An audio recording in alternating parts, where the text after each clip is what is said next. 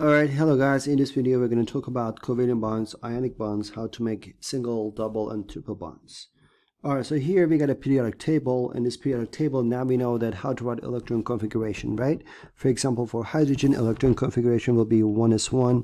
So let me go with this. So hydrogen is going to be 1s1, right? And for lithium, it has 3 electrons, and we're going to have 1s2, 2s1.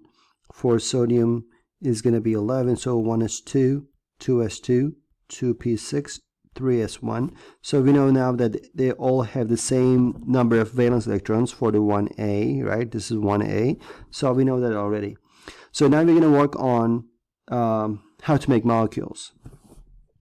So in our periodic table we have a number of electrons, and the one number of elements on the very right here, on the very right, we got noble gases, right? The blue ones are here. They are noble gases: hydrogen, helium, neon, helium, neon, argon, krypton, xenon, and radon in Og right there. These are noble gases.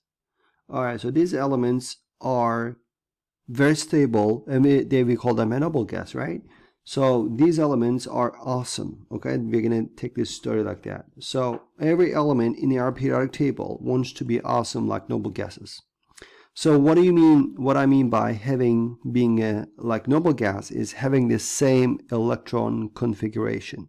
Okay, so every element in our periodic table, they want to have the electron configuration of noble gases. For example, hydrogen has 1 electron, as you see here, 1s1, and helium has 1s2. So how hydrogen can be like helium? So hydrogen can get 1 electron, right? That's one option. For example, for fluorine here, fluorine has 9. So 1s2, 2s2, 2p5. What about neon? Neon has 10 electrons. So 1s2, 2s2, 2p6, right? So whenever fluorine gets 1 electron, it becomes like neon, right? So when I look at sodium here, sodium has 11, right? So 1s2, 2s2, 2p6, 3s1. So for sodium, there are 2 options. One, sodium be like argon, has 18, and sodium has 11, right? So sodium gains 7, can gain 7, or has neon here. So this is argon, neon here, so can lose 1, right? So whenever this is gone, it becomes like neon here. Okay, so sodium can lose 1 to be awesome, or gain 1 to be awesome, gain 7 to be awesome. So of course sodium wants to lose 1 because it's easier. So every element in our periodic table, they want to lose or gain, depends on how far away from the noble gases. All right, so let's do some example here. I'm going to go back to the slides right here. Okay, and I'm going to go to the ionic bond. We're going to talk about ionic bonds now. So I'm going to work first sodium chloride, the table salt, and then we're going to do some more examples, okay? So here I want to talk about sodium chloride. So I have sodium and I have chloride. Sodium, so let me erase this one first, just a second. So I have sodium. Sodium has 11 protons, right? And I'll have 1s2, 2s2, 2p6, 3s1. I have chlorine 17, 1s2, 2s2, 2p6, 3s2, 3p5. All right, and here I want to know what sodium wants to do. It depends on the noble gas. And then we got here neon, right? Neon has 10, 1s2, 2s2, and 2p6. As you see here, sodium wants to lose 1, right? Because neon has 10 and sodium has 11, so whenever sodium loses 1, it becomes like neon, so it's going to be awesome. Now we got chlorine, and chlorine has 17, and then we have here argon. Argon has 18, 1s2, 2s2, 2p6, 3s2, and 3p6. As you see here, argon has 18 and sodium has 17, and this is the configuration for chlorine. That's the configuration for argon. So obviously chlorine wants to just gain 1. So let me draw these elements with the loose dot symbol. So sodium has 1 electron as valence, right? And then chlorine has 7. 1, 2, 3, 4, 5, 6, and 7. Obviously, chlorine wants to get one here to become awesome, and then sodium wants to lose it. So whenever it loses an electron, the sodium inner shell becomes the outermost shell, right? So it becomes awesome. So what they do now, since sodium wants to lose it and chlorine wants to gain it, so what they do is they do that, right? So we got sodium plus and chloride minus. So since this is positive and this is negative, it's a table salt. Table salt. So if you have a molecule where you have a positive charge and a negative charge, that's the main driving force to hold the atom together. That's called ionic compound.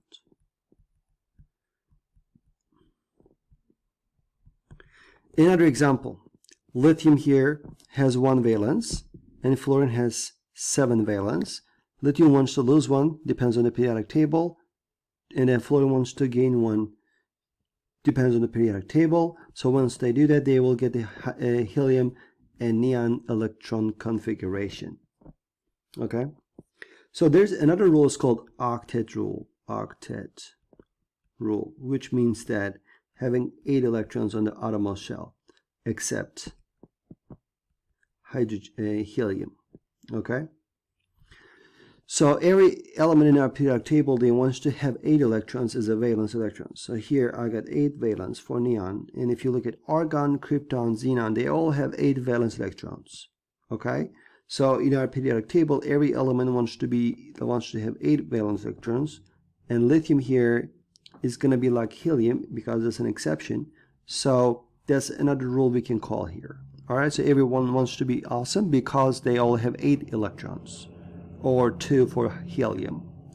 All right, so once they do that, they will transfer the electron here to lithium to fluorine, becomes fluoride, and then we'll get the lithium fluoride. That's an ionic compound. So let's do a practice problem here. I have aluminum 2O3. So it's asking you to use loose symbols to show formation of aluminum 3 oxide. So we have aluminum here. Aluminum has 3 valence electrons, and oxygen has 1, 2, 3, 4, 5, and 6 valence electrons. But this one is aluminum 2 oxide 3. So we have aluminum 3 plus and O2 minus, right? So that's the aluminum, that's the oxygen, but here we have aluminum chloride, so we're going to go with the charges. This is ionic compound, so they will transfer the electron, and then we're going to get aluminum. I'm going to write this way: aluminum plus oxygen 1, 2, 3, 4, 5, 6. They will react to form aluminum 3 plus. It's going to lose its all electron, and we're going to have 2 of these because we got 2 right there, and then we're going to have 3, 1, 2, 3, 4, 5, 6, 7, 8, 2 minus. Okay, so we know that this is going to be aluminum plus 3, this is going to be oxygen minus 2, right? So for example, sodium plus and sodium chloride is going to be Na plus and chloride minus. For calcium chloride, it's going to be calcium 2 plus and chloride minus, just 1 and 2 of these here. The same idea, we have seen this before. Okay, so this is how you find out the loose dot symbols for this molecule. All right, so how do you form covalent bonds? How do you form 4 covalent bonds? Well, whenever sodium wants to lose an electron, chlorine wants to gain, so they do the transfer and they become an ionic compound. But what if they cannot find anywhere to get the electron from? So let's think about fluorine here. Fluorine has 9 electrons, right? So I'll draw the loose structure here, the loose dot symbols. So I have fluorine here. Okay, and then I'm going to draw another fluorine. 1, 2, 3, 4, 5, 6, 7. So fluorine has 7 valence and the fluorine has 7 valence, so there's no electron to get it from. So what they do, they want to share so they can both claim that they have 8 electrons in total. So here fluorine will have 1, 2, 3, 4, 5, 6, and it's going to put it in the middle. And then another fluorine comes in and it's going to put it in the middle. I mean, they make a bond, right? They share it. So once they share, now this fluorine has 8 and this fluorine has 8, and they are sharing those electrons. This is called covalent. So covalent is sharing, ionic is transfer electrons. Okay? So let's see here, covalent bond is a chemical bond in which two or more electrons are shared by two atoms.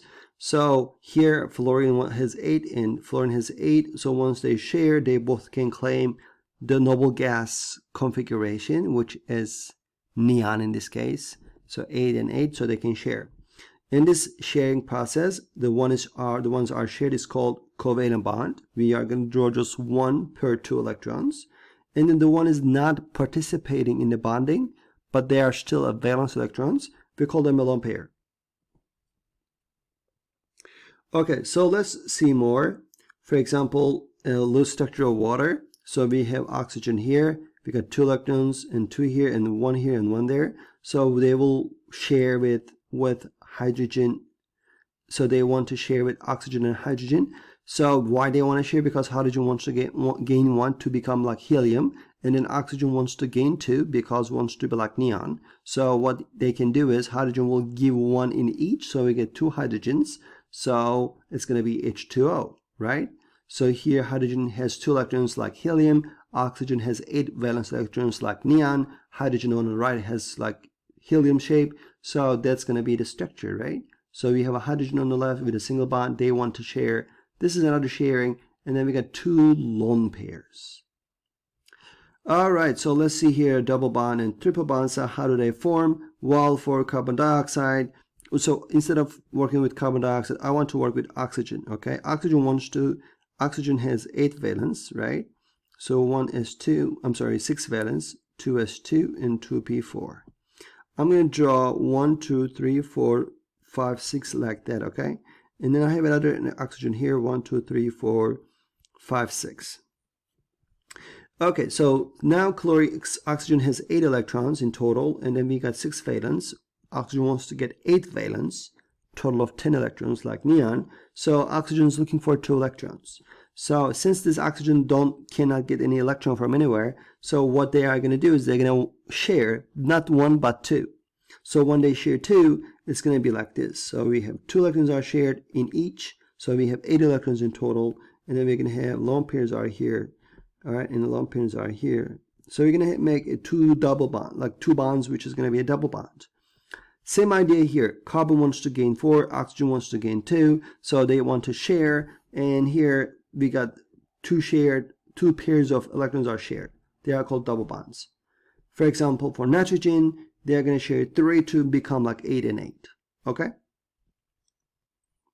So if you have just one bond, it's going to be okay distance, right? 161. But if you have a double bond or a triple bond, it's going to make it different. For example, if you have a double bond, 133 picometer. If you have a single bond, 154. If you have a triple bond, 120. Higher the number of bonds is going to be shorter the distance, right? Because they will pull stronger. So if you have a different atoms, also it's a different scenario. Here we have hydrogen atoms. They are small, so they will be closer. And then if you have like iodine atom, it's going to be farther away because it's bigger. So far we talked about which one wants to gain, which one wants to lose. So the value we can quantify is called electronegativity. How much they want to leave, how much they love electrons. So sodium doesn't like electron because it wants to lose one, but fluorine wants to get it really bad, right?